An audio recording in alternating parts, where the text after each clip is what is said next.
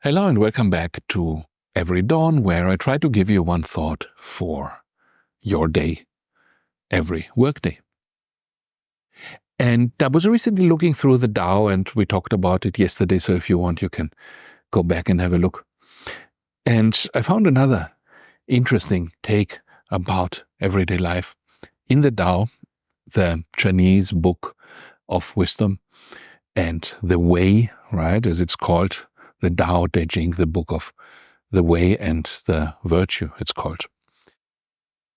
And it says in chapter 22, therefore, the sage, the wise man, holds in his embrace the one thing of humility and manifests it in all the world. He is free from self-display, and therefore he shines. From self-assertion, and therefore he is distinguished.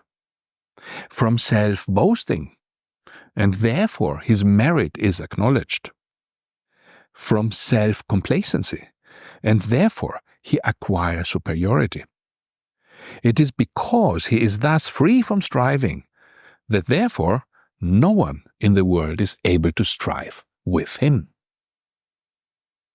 Now this goes very much against what our society normally advertises, right? Where you have to strive, you have to produce yourself, you have to show off your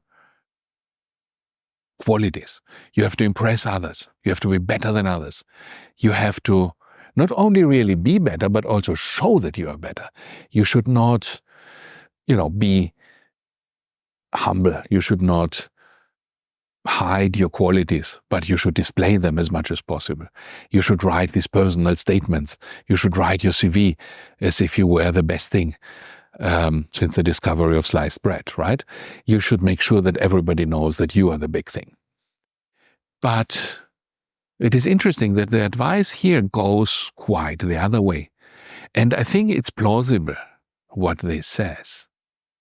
Because we do have an instinctive dislike of self-advertisement. We smell it when it happens and it smells bad, right? When you have somebody who is boasting about themselves, when you have somebody who is trying to sell himself as the most, important or best person in the room or the biggest expert, then we suspect immediately that there is some kind of cheating going on. This self-marketing is something that we don't like, that we don't want. And we are suspicious of it. And when do we accept someone as an authority? When do we really like someone? When do we really accept that they are actually great? It is when they don't advertise themselves, when their advertisement comes from another source, when somebody else says something good about them, but not the person himself. Then we perceive them as genuine. Then we think that they are actually valuable, right? Like this says, when he's free from self-display, therefore he shines. He is free from self-assertion, and therefore he is distinguished. He is free from self-boasting, and therefore his merit is acknowledged.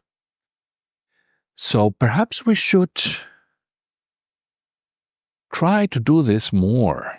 Not as a trick, because this also doesn't work. You cannot, as a trick, try to show yourself to be humble in order for others to believe that you are, better than you say. This also smells, right? But we should genuinely just be more human, be less striving, less focused on selling ourselves by blowing up our achievements. And this is especially what beginners do, right? When you compare, for example, a beginner in a job who writes his first CV, his first application, these always are full of exaggerations and blowing up the smallest achievements to epic proportions in order to make it look like they have a lot of experience or they have done and this and that great things. And when I read this, because sometimes I have to read student applications, then immediately this puts me off. Right? While when you see an application, let's say of a really distinguished person for some job, they will just say their name and say, okay, I'm this person, I apply for this job, that's it. I've written a few things, here they are. That's me. And then if somebody does this, then wow, here is a person who has real value, and they know about it, and they're conscious of their value. And this is why they're not afraid. They don't need to produce this impression, this airy, fluff, but they can just be who they are, and they're good enough, and they're confident. And so I want to hire them because I want a person who is confident. So perhaps when we go about it in our everyday life, we should be more, like the Tao says, confident that we are good enough as we are. We don't need to boast, and we don't need to blow up our achievements. And boasting and blowing these things up will only make us suspect. While, being honest and saying, okay, that's me with my faults and with whatever I have done. And if you want me, take me. And if not, I will live my life happily somewhere else, with someone else. It's the same actually also with dating, right? In dating, it's also a big thing that people are always blowing up their self-descriptions and their pictures and doing all kinds on Instagram, all kinds of filters and manipulations to appear, like they're bigger than they are. And nobody really buys this. While sometimes you have people who are just confident, doing what they like, and these are actually the most popular people. These are the people whom everybody wants to be with, because this is what shines your confidence, right? If you don't need to blow it up in this way. So let's see today how we can be more honest, perhaps in a small way, in a letter, in an email from the job, in a job application, in, when we apply for something, or when we present ourselves to others, perhaps in a dating app.